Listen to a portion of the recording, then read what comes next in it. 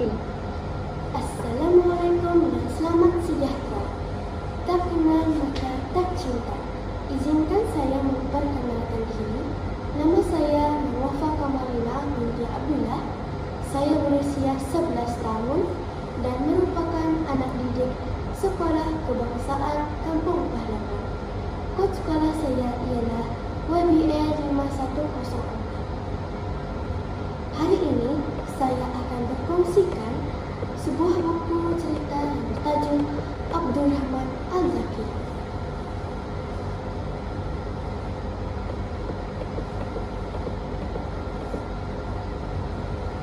Buku Abdul Rahman Al-Zakir ini ditulis oleh Rosmah Mat Khalil. Beliau merupakan penulis yang terkenal dalam menulis seri Khalifah Mukmin seperti Abu Bakar As-Siddiq. Rakan-rakan sekalian, buku ini mempunyai 4 muka surat. Buku ini diterbitkan oleh Jurus Prinsip STM PhD dan diterbitkan pada tahun 2010. Buku ini sangat menarik dibaca kerana tokoh Abdul Rahman Al-Zakir merupakan tokoh yang jarang kita dengar ceritanya dan membuat saya tertarik untuk membacanya. Kawan-kawan, pernahkah kita bertanya-tanya bagaimana tamadun Islam mulai sampai ke barat? Bagaimanakah Masjid Cordova di Andalusia sepanjang terbina kukuh tersegam indah? Ukiran yang cantik memukau hati para pelajar melihatnya. Ini merupakan hasil Abdul Rahman Al-Zakir, yaitu Khalifah ke-20 yang menyebarkan Islam ke Spanyol. Nama sebenar beliau ialah Abdul Rahman bin Muawiyah, berasal dari Bani Umayyah. Penghijrahan beliau ke Spanyol bermula apabila kerajaan Abbasiyah mula mengancam kaum keluarga Bani Umayyah. Abdul Rahman Al-Zakir beserta khodamnya sempat dipenjara di sebuah kemah, akan tetapi mereka bernasib baik dan berjaya melepaskan diri. Mereka pun membawa diri ke Palestin dan meneruskan perjalanan sehingga ke arah barat. Akhirnya Abdul Rahman Al-Zakir membuat keputusan untuk pergi ke Spanyol. Setibanya di Spanyol, Abdul Rahman Al-Zakir disambut baik oleh penduduk Syam. Mereka merupakan penyokong kuat Bani Umayyah. Pemerintah Spanyol pada ketika itu merupakan Yusuf Abdul Rahman,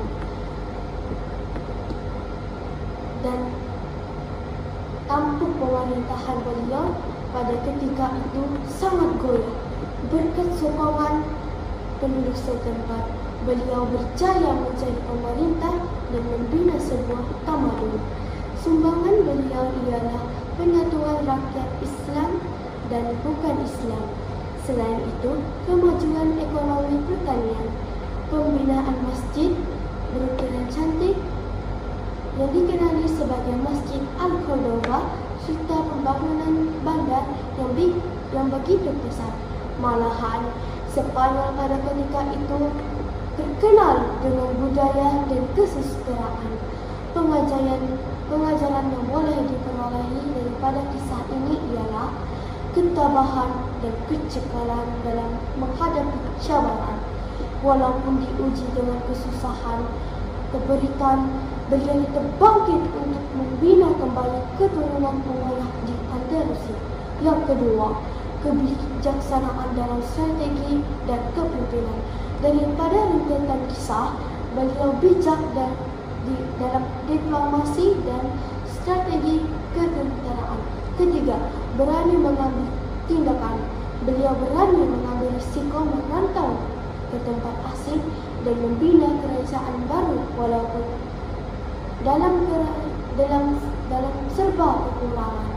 Pengajaran yang boleh diambil oleh generasi masa kini terhadap kisah Abdul Rahman Al-Zakir ialah kejayaan tidak datang dengan mudah, tetapi dengan usaha lilit, kebijaksanaan dan semangat pantang menyerah.